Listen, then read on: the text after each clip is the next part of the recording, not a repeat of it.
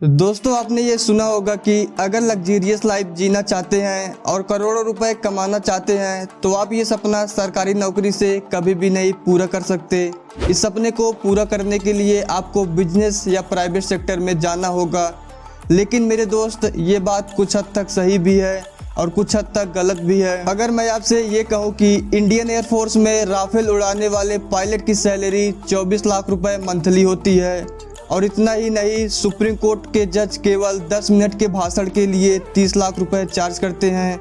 तो शायद इतना पैसा सुनते ही आपकी आंखें खुली की खुली रह जाएंगी। परंतु मेरे दोस्त, भारत में ऐसी कई सरकारी नौकरियां हैं जिनकी सैलरी और सुख सुविधा सुनकर आप बिजनेस और प्राइवेट नौकरी को भूल ही जाएंगे। दोस्तों, हर बार की तरह हम आपको कुछ नई जानकारियां देते रहते हैं, इसीलिए प्लीज़ आप हमारे चैनल को सब्सक्राइब कर लीजिएगा।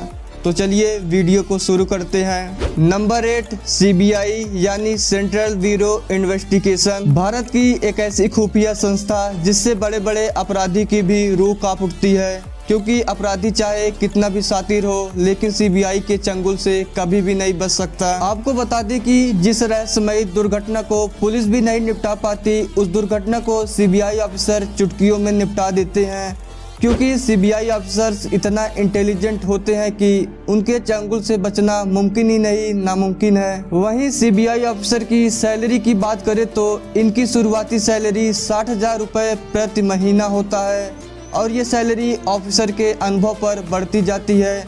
इसके साथ ही इनको चलने के लिए टोयोटा इनोवा कार और पुलिस सिक्योरिटी भी मिलती है। नंबर 7, IT सेक्टर यानी Indian technology sector. Indian technology या कंप्यूटर साइंस, या जिसे हम कंप्यूटर इंजीनियर भी कह सकते हैं, ये नौकरी भारत में सबसे अधिक सैलरी वाली नौकरियों में से एक है। वैसे IT सेक्टर में कई कैटेगरी में नौकरी होती है और इन्हें कई कैटेगरी में सैलरी भी मिलती है, लेकिन एक सरकारी कंप्यूटर इंजीनियर की सैलरी की बात करें तो इन्हें औसत 60,000 से लेकर 3 लाख रुपए तक सैलरी मिलती है। नंबर 6, CA यानी चार्टर्ड अकाउंटेंट। वैसे CA का काम सरकार के हिसाब किताब का लेखा जोखा करना और टैक्स के भुगतान का हिसाब किताब करना होता है। अगर CA की सैलरी की बात करें तो एक सरकारी CA की सैलरी लगभग 3 लाख रुपए के ऊपर होता है। इसके साथ ही CA को सरकार की तरफ से चलने के लिए इनोवा कार और मुफ्त में मेडिकल, खाना, यूनिफॉर्म भी मिलता है। परंतु ये सरकारी CA की बात है, लेकिन अगर आप प्राइवेट कंपनी के CA बन जाएंगे तो आप आसानी से 15 से 25 लाख रुपए तक महीना कमा सकते हैं। Number 5, Indian navy pilot. भारतीय नौसेना भारत के समुद्री सीमा का प्रमुख अंग है। देश के हर एक नौजवान का सपना होता है कि वो डिफेंस लाइन में जाकर अपनी भारत माँ की रक्षा करे। लेकिन अगर आप इंडियन नेवी में चले गए तो आपकी बात ही कुछ और है, और सैलरी की तो पूछिए ही मत। वैसे एक नेवी सोल्जर की सैलरी 45,000 रुपये महीना होता है, लेकिन एक नेवी पायलट की सैलरी 3 लाख से लेकर 5 लाख रुपए तक होता है। नंबर 4, सिविल सेवा। देश के हर एक इंसान का सपना होता है कि वो बस एक बार UPSC का एग्जाम क्लियर करके IAS या PCS के पद पर पहुंच जाए।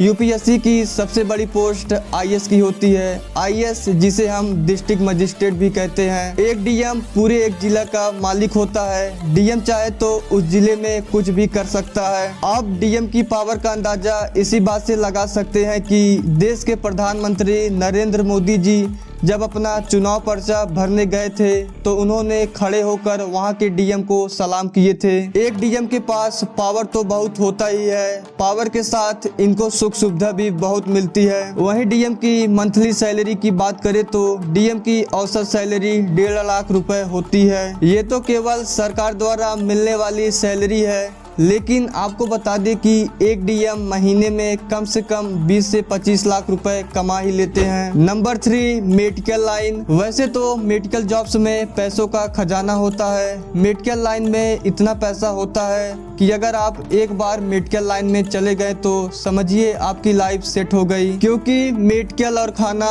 दो ऐसी चीज है जिसके बिना इंसान एक दिन भी नहीं रह सकता। मेडिकल लाइन में वैसे तो सैकड़ों अलग अलग जॉब्स हैं, लेकिन डॉक्टरों में सबसे सर्वश्रेष्ठ पद MBBS को माना गया है। एक MBBS डॉक्टर की औसत सैलरी 8 से 10 लाख रुपए प्रति महीना होता है।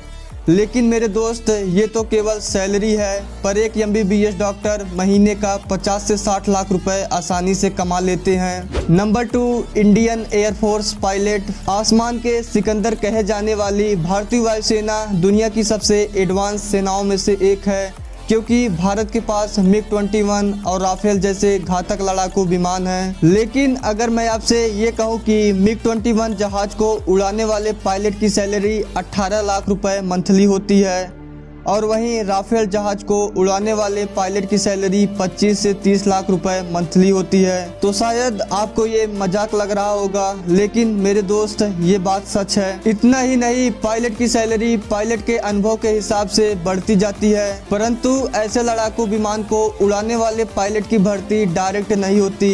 एयरफोर्स में सबसे पहले फ्लाइंग ओवर में पोस्टिंग मिलती है, इसके बाद पायलट के अनुभव के हिसाब से उनकी ऊपर तक पोस्टिंग होती है। वहीं इंडियन एयरफोर्स की सुख सुविधा की बात करें तो इनको मेडिकल, खाना, पानी, यूनिफॉर्म से लेकर आर्मी कैंटीन तक सब कुछ मुफ्त में मिलता है। नंबर 1, सुप्रीम कोर्ट जज। दोस्तों, वकील बनना अपने आप में ही बहुत बड़ी बात होती है और समाज में वकीलों की बहुत रिस्पेक्ट होती है, और अगर आप सुप्रीम कोर्ट या हाई कोर्ट के वकील बन जाते हैं तो कमाई की तो पूछिए ही मत। आप ये सुनकर चौंक जाएंगे कि सुप्रीम कोर्ट के वकील राम जेठमलाइन केवल अपने 10 मिनट के भाषण के लिए 20 लाख रुपए चार्ज करते हैं। अगर इनके कमाई की बात करें तो इनकी कमाई करोड़ों में होती है। वैसे दोस्तों, आपकी कौन सी सरकारी नौकरी सबसे अच्छी लगी और आप किस फील्ड में जाना चाहते हैं, नीचे कमेंट में जरूर बताइएगा। और हमारी जानकारी अच्छी लगी हो तो हमारी इस वीडियो को लाइक और चैनल को सब्सक्राइब भी कर लीजिएगा।